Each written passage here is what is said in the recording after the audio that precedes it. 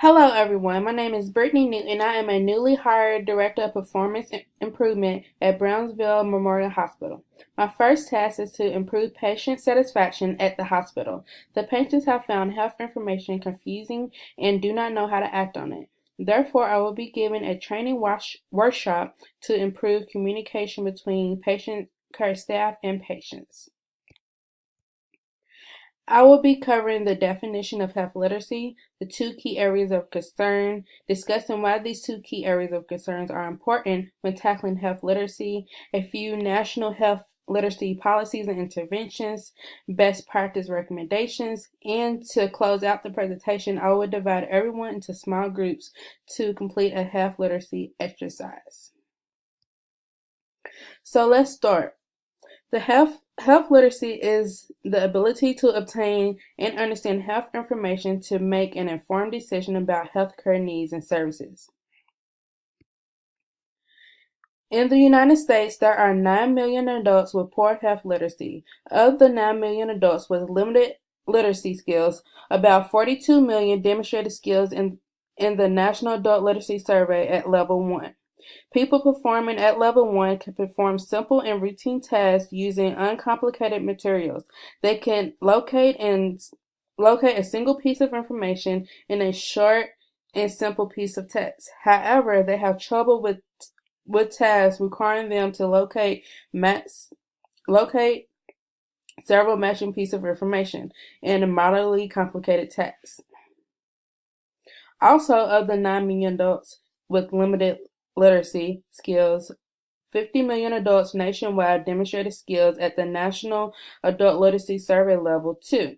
These adults scored at a National Adult Literacy Survey 2 Level 2 can locate information in moderately complicated text, make low-level inferences using printed materials, and combine information that is easy to identify. They can solve simple math problems when the numbers and operations are found in familiar and uncomplicated materials. However, adults at Level 2 found it difficult to perform at these operations in the difficult tests and to perform operations that are complicated by distracting information with complex text. And with knowing this information, I will discuss two key areas of concern.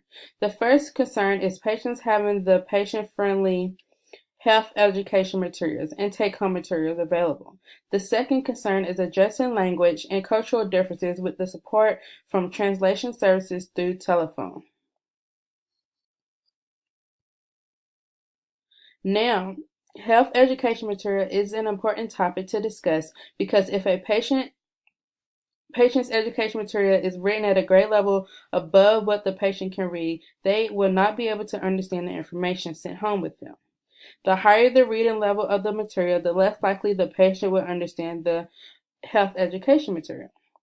The average reading level is between 8th and ninth grade level, and 1 in 5 can read at a level below 5th grade level.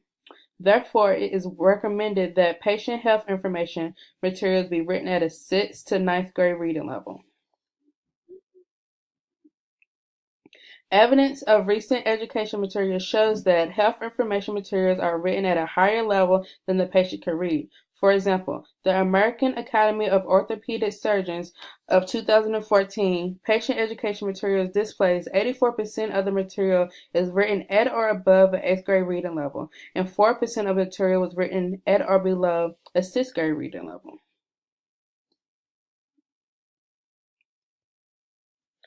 Not only is health education materials a concern, but language and cultural differences is a concern too. With language barriers, patients need medical interpreters and written materials that are translated in their native language. This is important because individuals with limited English proficiency are unable to understand instructions from physicians and comprehend language used in medical forms. Additionally, cultural differences lead to misunderstandings about the health and treatment regimens. Cultural differences also influence perceptions of symptoms and emotional states. For example, Asian immigrants have a different perception of stress than whites. Also, African Americans make health decisions based off of culturally informed experiences. And because of these barriers, there are national policies to improve health literacy. The Plain Writing Act of 2010 is a health literacy policy that is aiming to improve health literacy. This policy requires the use of plain language when communicating with the public. It requires federal agencies to train staff to use plain language. The use of plain language makes health information easier to understand and use.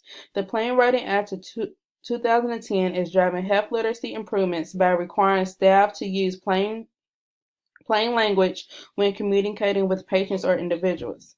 This requirement helps individuals better understand the health information that is given to them, and they can make better health decisions. When healthcare staff use clear, short, and simple sentences, individuals can read and understand the facts about their health. Individuals who understand what is going on with their health and what treatments to adhere to, they can better adhere to treatments and medication. Not only will it lead to better compliance, it will also lead to better response rates. Better patient response and compliance leads to lower costs. Due to patients understanding health information, they are less likely to be hospitalized for not complying with the treatment plans. Therefore, the use of plain language is improving decision making and treatment adherence. This leads to potential cost savings and decreased hospitalizations. Policymakers have also made a federal law which mandates that interpreter services be available to any patient who does not have English as a first language. Research shows that when physicians use trained interpreters, the health outcomes of patients are improved. However, many physicians are not aware of this law and have untrained interpreters, and reimbursement for the interpreter services are lacking. Therefore, policymakers should increase funding for reimbursement and training for interpreters. The use of trained medical interpreters would decrease errors in clinical significance.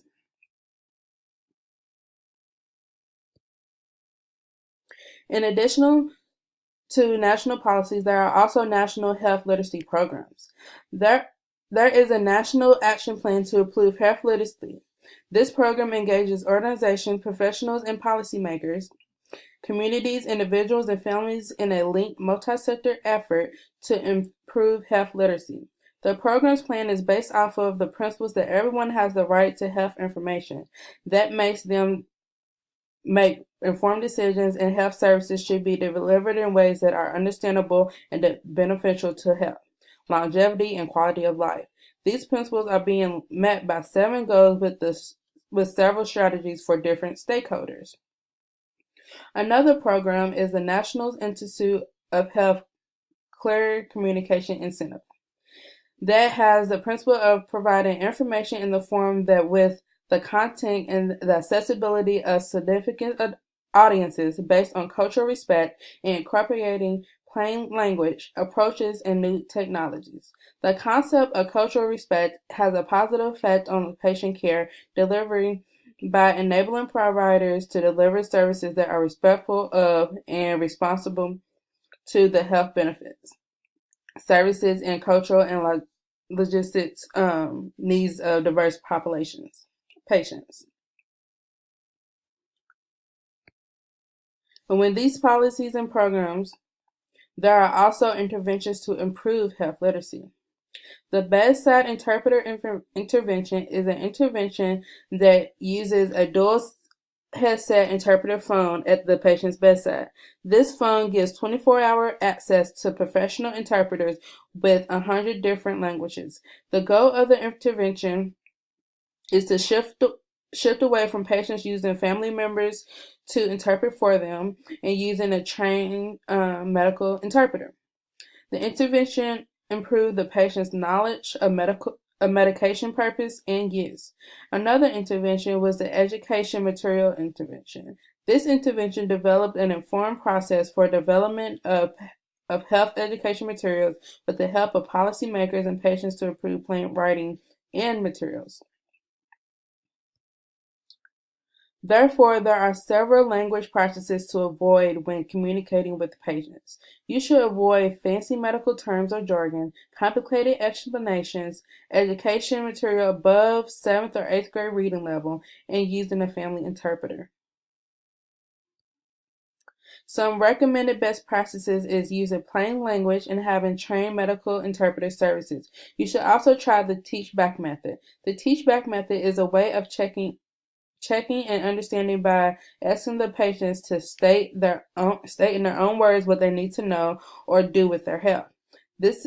It is a way to confirm that you have explained the things in a manner that patients understand. Healthcare staff should also utilize the Language Access Portal. Language Access Portal is a good resource to use when working with people with limited English proficiency. It contains information in multiple languages for 6 disease areas with major health disparities. It has been identified in non-speaking English populations. This portal can also be useful in writing health education material, consent forms, prescriptions, and any other health-related information given to the patient. Lastly, staff should utilize Primer. Primer is a culturally competency and health literacy guide provides teaching tools to provide cross-cultural communications, deliver culturally and logistically appropriate healthcare services to diverse populations. And now that we have covered health literacy barriers to health literacy, policies, and best practices, let's do a small group exercise. We will divide into groups of 4. There will be one member will be a physician, a patient, translator, and observer. We will define language and culture. We will role play patient needing a translator, and the observer will provide feedback to each member. We will also discuss the challenges and recommendations. I will provide each group with handouts with sample dialogue, educational health documents with translations, and a telephone. This exercise will take approximately 20 minutes and you will be role playing. The medical provider will provide the patient with health information, use educational handouts as a reference, and adjust its cultural differences. The translator will translate health information to the patient, translate patient's questions and concerns to the medical provider. The patient will receive the health information, inform the medical provider about their culture. The groups will be expected to use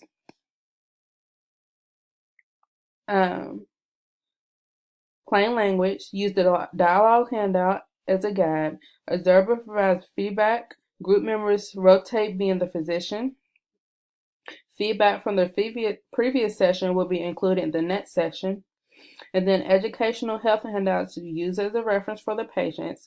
And the translator should be using the telephone during the session.